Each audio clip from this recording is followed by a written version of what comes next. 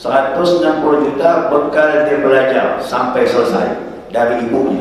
Dititipkan duit masuk saku di bawah ketiak. Berjalan, dan perjalanan kena rampok semua. Jadi apa nyantai? Dia tak bawa, tak apa, boleh makan anak, duit. Akhirnya anak buah perampok itu datang kepada syabab, pemuda, kau bawa apa? Duit. Duit, mana duit kau? Ni. Tunjuk aja, 40 dinar. Bisa tak jujur dia?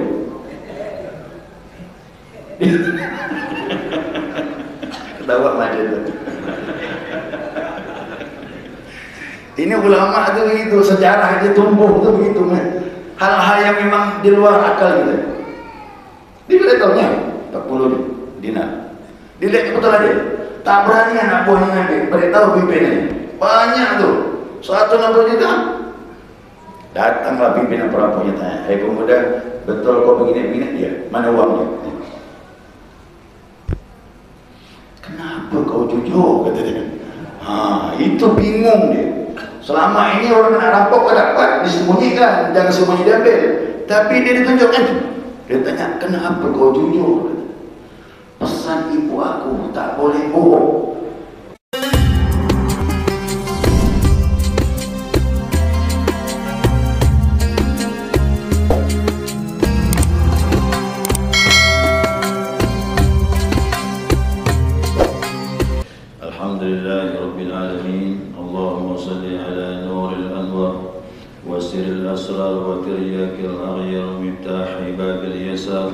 سيدنا ومولانا محمد المختار وآله الأطهار وأصحاب الأخيار عدد نعم الله وإفضاله. سبحانك لا علم لنا إلا ما علمتنا إنك أنت العليم الحكيم. اللهم ذكرنا ما نسينا وعلمنا ما جهلنا ولا حول ولا قوة إلا بالله العلي العظيم. قال المصنف رحمه الله تعالى ونفعنا بعلومه في الدارين امين.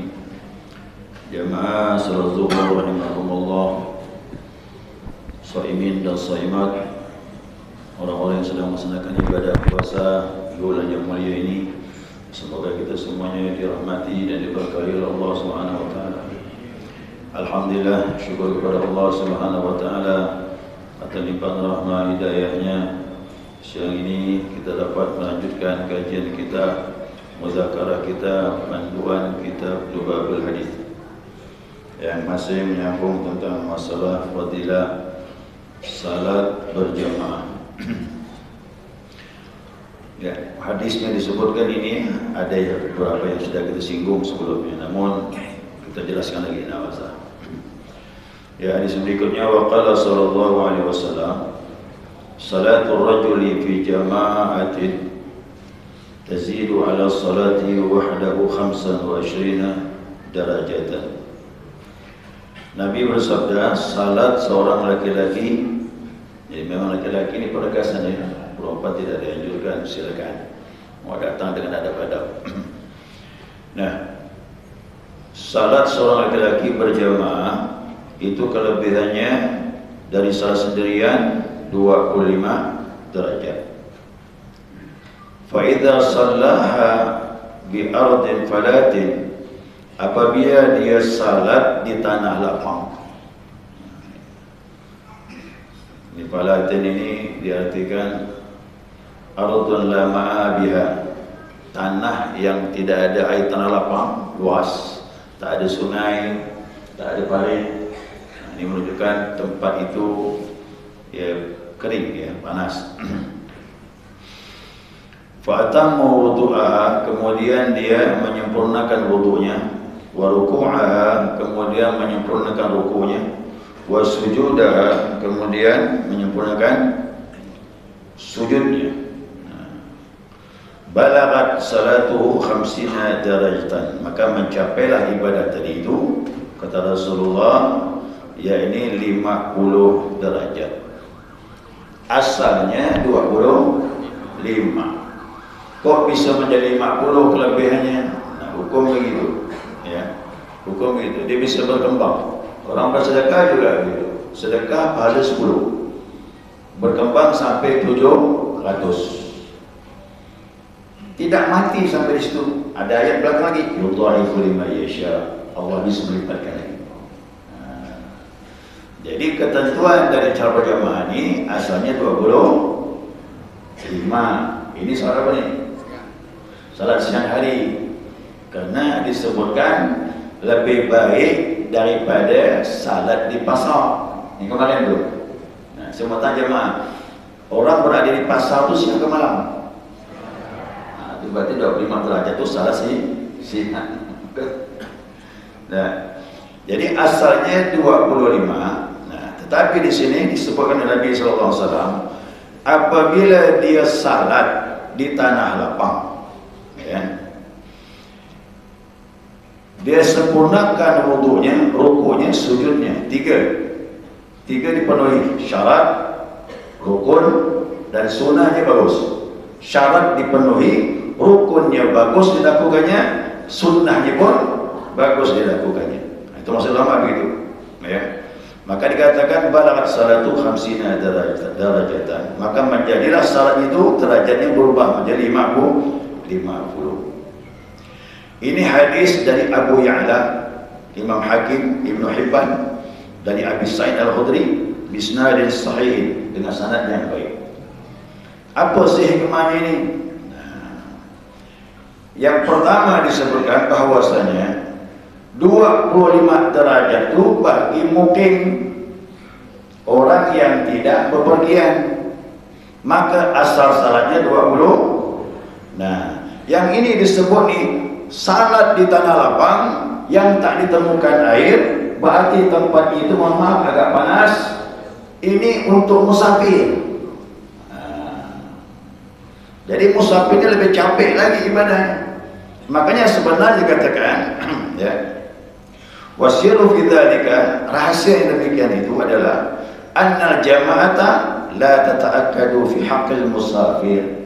Berjamaah ini adalah sesuatu yang tidak ditekankan untuk musafir. Nah, tapi ingat musafir kapan nih? Dulu ini kan maaf lah, situasi kami sudah musafir pakai unta, pakai kuda, pakai keledai, kadang jalan kaki. Nah, kalau musafir sekarang gimana nih? Masuk tadi. Kalau musafir sekarang, ya kalau memang ada kesulitan maka dia dapatkan. Tapi kalau musafirnya rileks santai, mobil pakai AC, masjid pakai AC, ini nggak sulit ini. Karena tingkat capeknya kurang. Ya. Untuk musafir kenapa? Pahalanya begitu besar. Liwujudil masyaqqati, karena sulitnya sebagai musafir itu sangat terasa sekali. Nah, ini saya kira lah kalau untuk zaman ini sih saya kira tak dapat kita ini. Ya. Nah, ini karena musafir yang betul-betul melaksanakan perjalanan, sulit mendapatkan air, kemudian ketemu air dia salat. Nah, salat begini ini jelas masyaqqah, tingkat kesulitannya cukup tinggi. Tapi kalau memang masih ada di tempat-tempat tertentu, daerah pedalaman, jauh dan sebagainya, boleh didapatkan. Tapi untuk jemputnya agak sulit nih. Ya, balik hukum asal 20 berapa? 25. Alhamdulillah. Kalau memang kita nanti survei satu tempat, dapat tugas dan sebagainya, tempatnya cukup sulit, nah, boleh jadi dapat juga seperti ini. Ya, dapat juga. Ya. Dulu saya masih ingat di pengalaman saya tadi.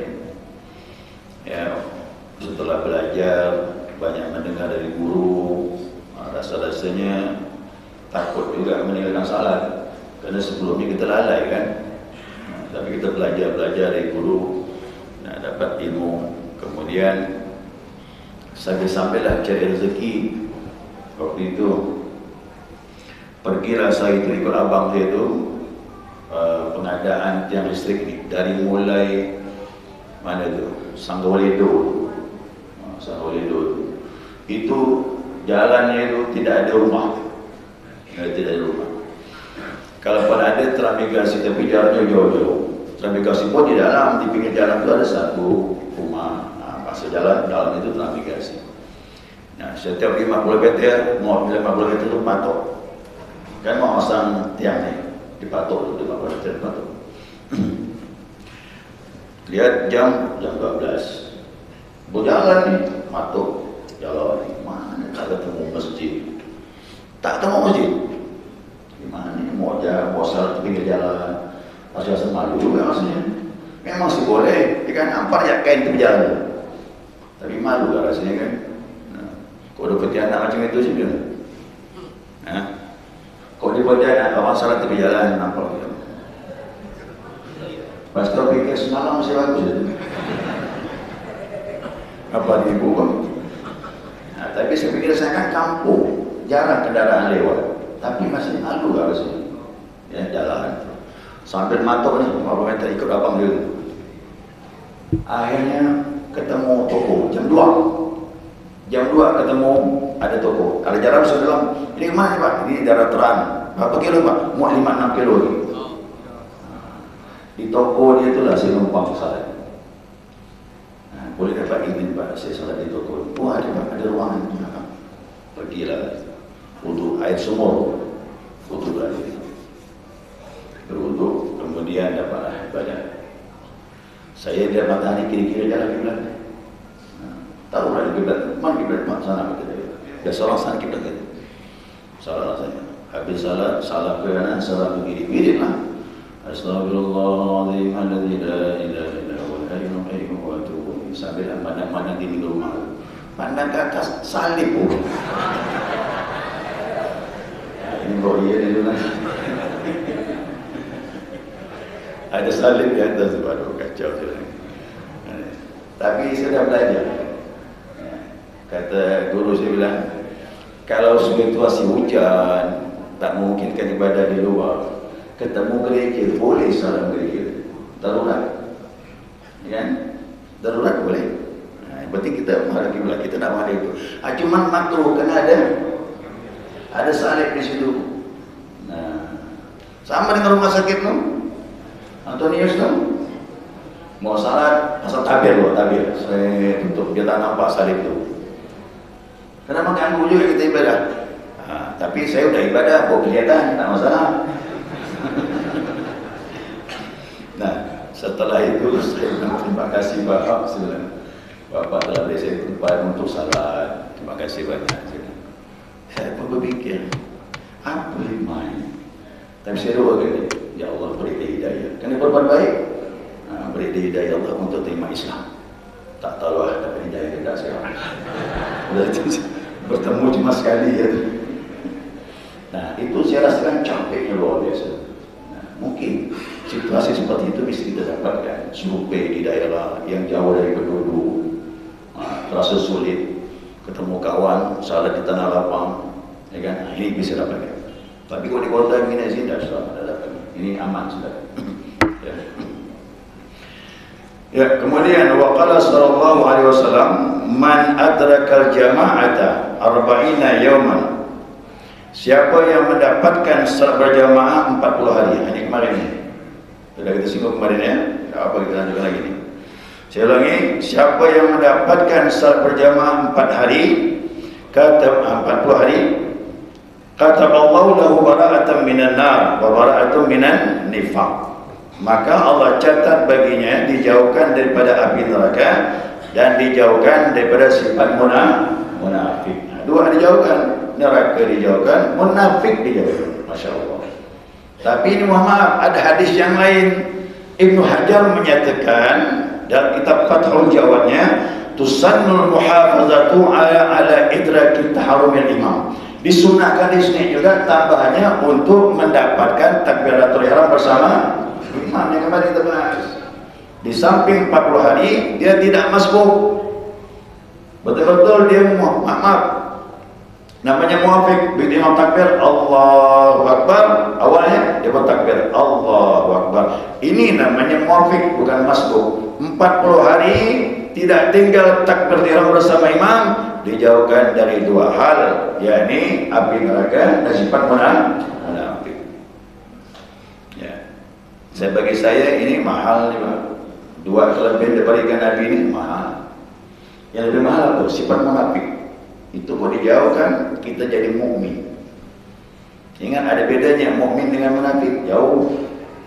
Ya, orang mukmin itu ibadahnya dia merasakan ibadahnya sudah bukan lagi paksaan, tapi sudah dibutuhkan.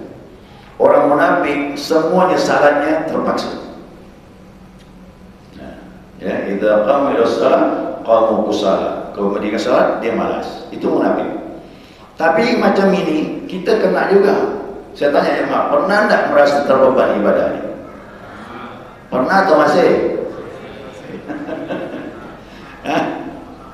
Nah, makanya munafik itu ada dua macam. Ada dua macam. Ada munafik akidah, ada munafik amal. Munafik akidah ini bisa mengarah kepada kekufuran. Ini bahaya nih. Tapi kalau munafik amal, ini sulit kita hindari. Semuanya kita kena. Pasti kita kena munafik amal. Yang mana munafik amal? Ya, kata Nabi SAW, ya, alamatul munafik salas. Tanda-tanda orang munafik ada 3. Wa idza hadatsa kadzab. Kalau dia ngomong bohong. Saya tanya dia, Mak, pernah bohong kan? Kenal lah tu. Ya. Ini munafik amal ni sulit dihindari kecuali iman semakin meningkat, sadar ada Allah, berhenti bohong. Makanya orang bisa berhenti amal macam ini, imannya betul kan dulu. Maka jadi mukmin, udah mukmin pasti jujur. Kalau munafik pasti bohong. Nah, makanya kadang-kadang jangan kita dulu orang memang munafik lah kau ni. Kadang-kadangnya berbalik ke kita itu. Kita nuduh orang, kita sendiri begitu. Itu kena kan. Nah, jadi bohong ini saya kira sulit dihindari. Kecuali imannya bagus, sadar ada Allah, berhenti bohong. Ya, berhenti bohong. Makanya ulama-ulama mau jadi wali itu berhenti bohong. Kok mau jadi wali murid boleh bohong. Tapi kalau jadi wali Allah wajib berhenti bohong. Seperti Syekh Abdul Qadir Al-Jilani qaddasallahu sirah, dia ditanya, ya Syekh, sampai kau dapat kedudukan mulia macam ini, apa sih dasar pembentukan perjalanan menuju Allah? Tak boleh bohong. Nah, itu disebutkan, kisah disebutkan dalam kitab pun dia berpesan, jangan bohong. Oh, berat ni, bukan gampang. Kenapa Abdul Qadir tak bohong? Kerana dari kecil dia didik ibunya. Dari umur 17 tahun mau belajar di Baghdad, jangan kau bohong nak ya. Doakan saya ni, doakan agar saya selesai belajar. Tapi ingat, jangan kau bohong. InsyaAllah, mudah-mudahan Allah beri kekuatan itu bohong. Dipraktekkan itu dalam perjalanan menuju dari daerah Jilan menuju ke Baghdad, Baghdad kota ilmu. Dalam perjalanan kena rampok, habis semua kena rampok. Abdul Qadir tak nak bawa barang, bawa duitnya. Ibunya meletakkan duitnya di bawah ketiak. Bawah ketiak ni dibuat saku. Situlah duitnya, 40 dinar. 40 dinar tu berapa? 1 dinar itu 4 gram. Berapa duit tu? Itu sudah disebut. 4 gram. 1 gram berapa? Ha? 4 juta sekarang. Ya, 4 juta, 4 kali 4. Ya.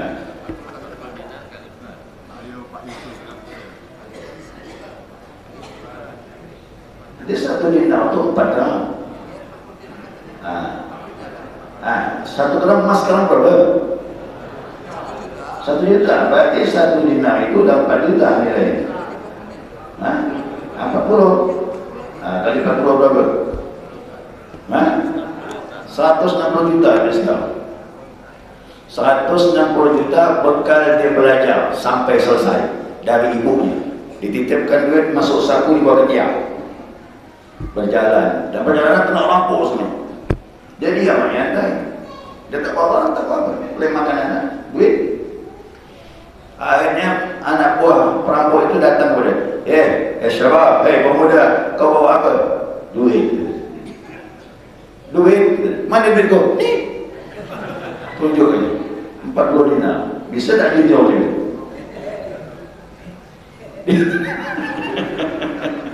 Ketawa macam tu.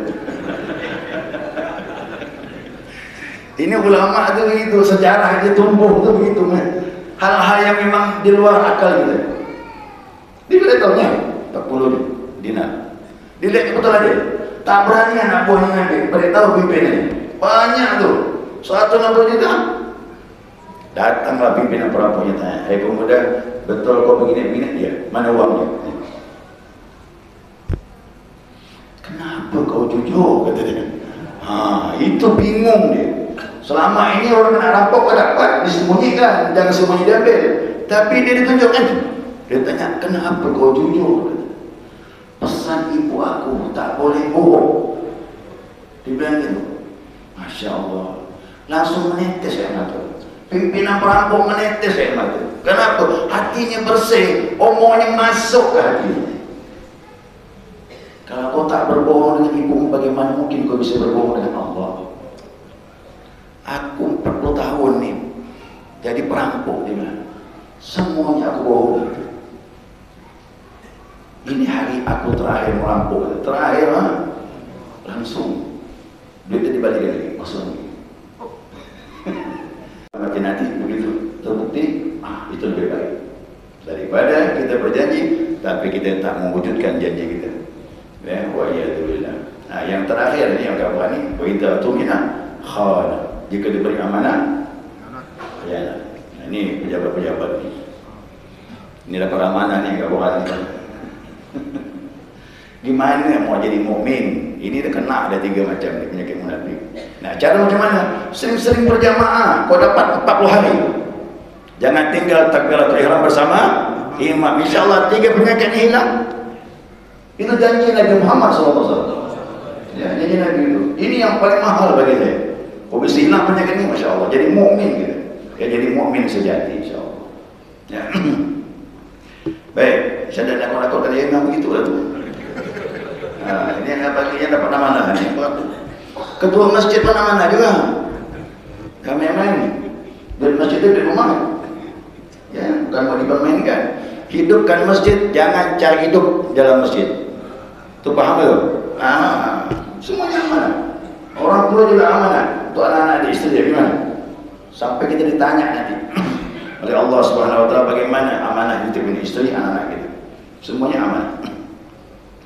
Nah, kemudian yang terakhir, ini hadis yang pendek, terakhir pas.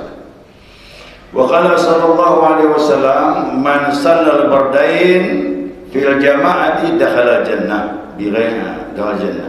Siapa yang salat pada 2 waktu dingin berjamaah, maka dia masuk surga. Dakhala jannah, pasti masuk surga. Karena pilih madhi. Bukan dia dahulu, tapi dakhal jannah, pasti dia masuk surga. Mana 2 salat waktu dingin ini? Ulama menyatakan maksudnya adalah salatul fajri wal asri. Salat fajar dengan salat subuh. Salat fajar dengan salat asar. Salat fajar adalah salat subuh. Hafizu ala salawat wa salatil wusta wa qumu lillahi qanitin. Jagalah salat salawat, jamak salat 5. Wassalatul wusta, salat tengah-tengah. Wa qumu lillahi qanitin, berdiri khusyuk hadap Allah. Ini salat tengah-tengah ni kapan? Terbit fajar awal siang, namanya salat subuh. Nah, kemudian matahari di atas panas betul, namanya zuhur. Semuanya nampak jelas panas bahkan, namanya salat zuhur. Awal malam ghurub syamsi, terbenam matahari, namanya salat maghrib. Teja merah hilang, bintang-bintang muncul, hari semakin gelap, masuk waktu isya. Asar di mana? Itu asar di tengah-tengah antara siang dengan malam. Allah bilang, "Hafizu ala salawat," jagalah 5 waktu salat. Wa salatul wusta, salat pertengahan asar. Wa qumu lillahi qanitin, berdiri khusyuk menghadap Allah. Kan unik nih. Allah sebut 5 waktu, kemudian asar dimunculkan tersendiri. Seolah-olah Allah bilang begini, jagalah salat 5 waktu, terutama salat asar. Apa sih rahasia asar itu?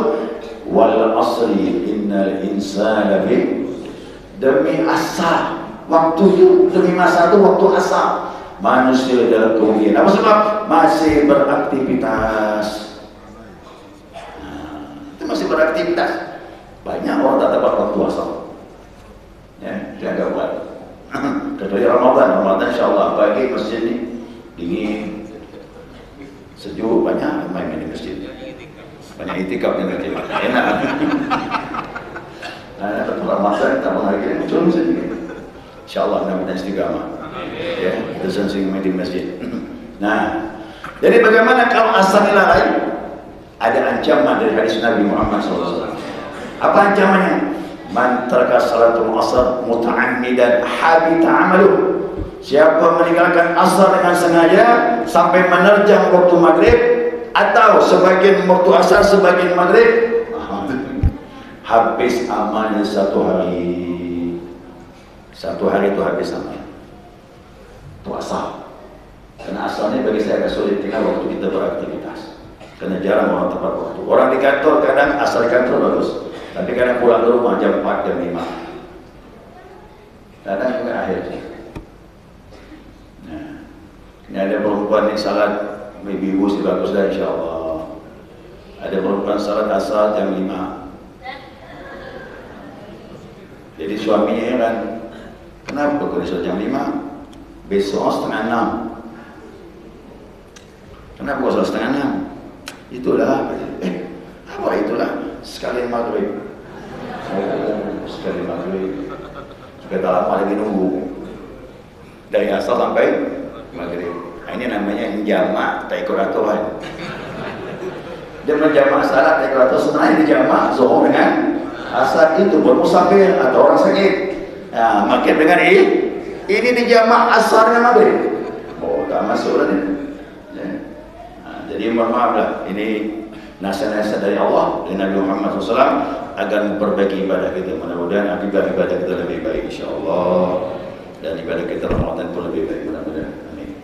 Segera cukup jemaah jam 1 tadi. Ada pertanyaan satu ya boleh? Satu saja. Batu. Ini kaitan dengan sholat sunnah Ustaz. Ba'diyah dan ba'diyah. Itu kan kemarin sudah kita totalnya itu kan 22. Ya. Cuma yang pertanyaan saya ini gini Pak Ustaz. Ada yang katakanlah untuk ada yang ada kabiyah dan ba'diyah saya zuhur sebelumnya ada, setelah juga ada. Tapi ada bagian waktu sholat misalnya subuh, ba'diyah subuh kan tidak ada. Ya. Nah, terus yang yang asar, ba'diyah asar juga tidak ada. Ya. Nah, ini apa hikmahnya Pak Ustaz? Apakah ada katakanlah yang tersirat mengapa tidak ada setelah subuh dan setelah asar? Mohon pencerahan. Terima kasih. Wassalamualaikum warahmatullahi wabarakatuh. Waalaikumsalam. Menjelaskan. Nabi tak jelaskan. Ya Rasulullah, kenapa tak ada salat sunnah asar setelah asar? Ya Rasulullah, kenapa tidak ada salat sunnah setelah subuh? Nabi tak sebutkan. Dalam hadis tak disebutkan. Cuma hikmahnya ada. Ulama menyebutkan hikmahnya apa? Kita menjaga jangan sampai ibadah menyembah kepada selain Allah. Apa maknanya? Setelah salat asar itu bersiap-siap matahari akan terbenam. Setelah salat subuh bersiap-siap matahari akan muncul. Makanya istilah menyembah matahari dari dulu sudah ada. Ya, dulu sudah ada. Apalagi kalau apa namanya? Mohon maaf, di belakang patung Yesus itu ada gambar matahari. Apa nama dulu tuh agama itu? Hah? Bukan dulu ada kelompok zaman masa kekaisaran apa dulu tuh yang nyembah matahari itu? Hah? Allah lupa. Jadi penyembah matahari sudah ada dulu. Kadang kenapa di belakang Yesus itu ada matahari? Ini teknik dia berdakwah. Teknik dia berdakwah agar orang-orang tersebut ikut kepada agama Nasrani. Dibilanglah penyembah matahari sudah dibawa oleh Nabi Isa alaihissalam. Itu kebohongan yang dibuat. Sehingga kita lihat tuh apa saja ada matahari. Jadi penyembah matahari sudah ada. Sekarang ada tak? Ada tak? Ada orang Jepang. Orang Jepang maksudnya penyembah matahari. Maka sering saya sampaikan hati-hati baca Al-Fatihah. Siapa baca Al-Fatihah hilang tasdidnya nyembah matahari. Yang mana tu? Iyyaka na'budu wa ada tasdid tu.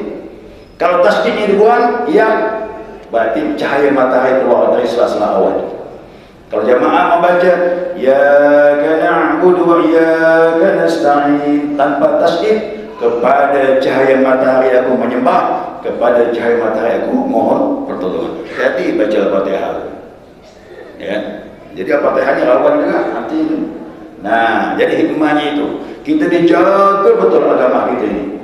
Ya, ada waktu-waktu yang dilarang salat. Kenapa? Itu gerakan matahari terbit dan matahari terbenam.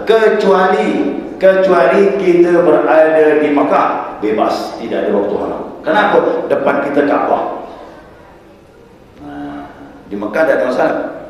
Ya, Nabi yang bilang tu, hai keturunan Abdul Manaf, tak ada larangan bagi kalian untuk menyembah Allah di tempat ini, Makkah ini.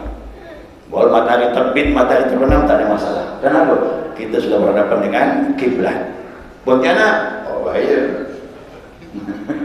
Apalagi matahari terbenam arah barat, luas arah dengan kiblat. Ya, nah, itu hikmahnya mungkin itu. Tapi Nabi tak jelaskan. Nabi tak jelaskan, ya Rasulullah, kenapa tidak ada sunnah setelah asar? Jangan tanya. Nabi tak jawab. Tetapi salat qada boleh. Salat qada boleh. Bayar hutang boleh. Bingung kan? Kenapa? Bayar hutang ni hak Allah, wajib ditunaikan kapanpun waktunya. Bahkan dalam sebuah hadis kita Bulughul Maram, Rasulullah itu salat sunnah setelah asar. Nah, ada hadis ini. Lalu sahabat bertanya, ya Rasulullah, kau mengajarkan kami tidak ada salat sunnah setelah asar. Kenapa engkau lakukan ini, 2 rakaat ini? Nah, kata Nabi, tadi setelah zuhur aku langsung beranjak, disibukkan urusan. Tak sempat ba'da zuhur, sekarang inilah baru aku bayar. Nabi mengqada ba'da zuhur setelah jadi kalau mengqada boleh. Sama juga kita punya hutang bayar boleh, kapan saja. Hutang duit boleh tak bayar? Malam boleh, pagi boleh, subuh boleh, tengah malam boleh. Jam 1 malam bayar hutang kedua, betul-betul. Marah tak orang tu? Marah, hutang mau buka pintu. Apa kau ni? Apa urusan? Bayar hutang. Masuk. Pasti suruh masuk. Biar tengah malam. Baik, subhanakallahumma wa bihamdika asyhadu an la ilaha illa anta astaghfiruka wa atubu ilaik. Allahumma shalli ala Muhammad